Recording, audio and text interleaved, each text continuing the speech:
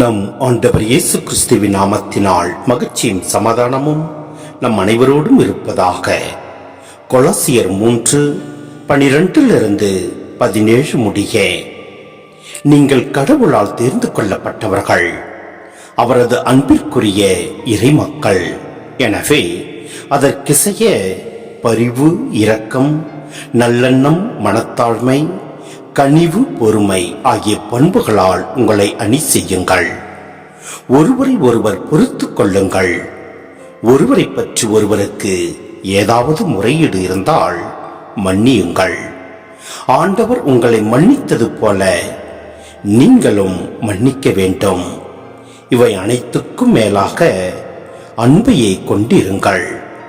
அதுவே இவை அனைத்தையும் பிணைத்து நிறைவு பெற செய்யும். கிறிஸ்து அருளும் அமைதி உங்கள் உள்ளங்களை நெறிப்படுத்துவதாக. இவ்வமதிக்கென்றே நீங்கள் ஒரே உடலின் உறுப்புகளாக இருக்க அழைக்கப்பட்டீர்கள். நன்றி உள்ளவர்களாயிருங்கள். கிறிஸ்துவை பற்றி நற்செய்தி உங்களுள் நிறைவாக குடிக்கொள்வதாக.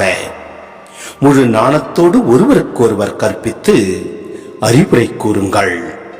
திருப்பாடல்களையும் புகழ்பாக்களையும் ஆவிக்குரிய பாடல்களையும் நன்றியோடு உளமாற பாடி கடவுளை போற்றுங்கள்.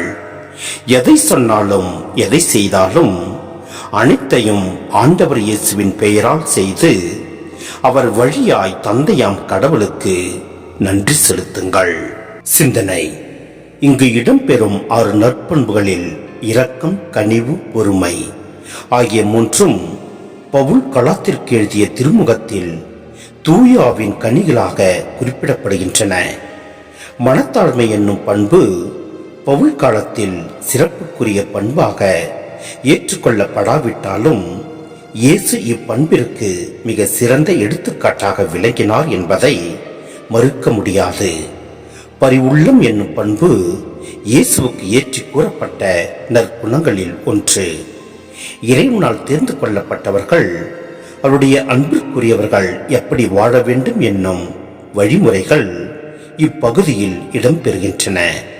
முதலாவது பொறுத்து கொள்ளுதல், 2வது மன்னித்தல், 3வது அன்பு கொண்டிருத்தல், 4வது கிறிஸ்துவின் அருளாலும் அமைதியாலும் உங்களை நெறிப்படுத்துதல், 5வது நன்றி உள்ளவராய் இருத்தல், 6வது கிறிஸ்துவாகிய நற்செய்தியை உள்ளத்தில் குடிக்கொள்ள செய்தல், 7வது முழு நாணத்தோடு ஒருவருக்கொருவர் கற்பித்து அறிவுரை கூறுதல், 8வது திருப்பாடல்களையும் புகழ்பாக்களையும் ஆவிக்குரிய பாடல்களையும் நன்றியோடு உளமாற பாடி கடவுளை புகழ்தல், 9வது அனைத்தையும் ஆண்டவரின் பெயரால் சொல்லுதல். எனவே நாமும் இவை அனைத்தையும் நம் வாழ்வில் கடைபிடித்து நாம் எதை செய்தாலும் ஆண்டவருக்கென்றே செய்வோம். இறை ஆசியை பெற்றுக்கொள்வோம். எல்லாம் வல்ல இறைவன் நம்மை நிறைவாய் ஆசீர்வதிப்பார். ஆமென்.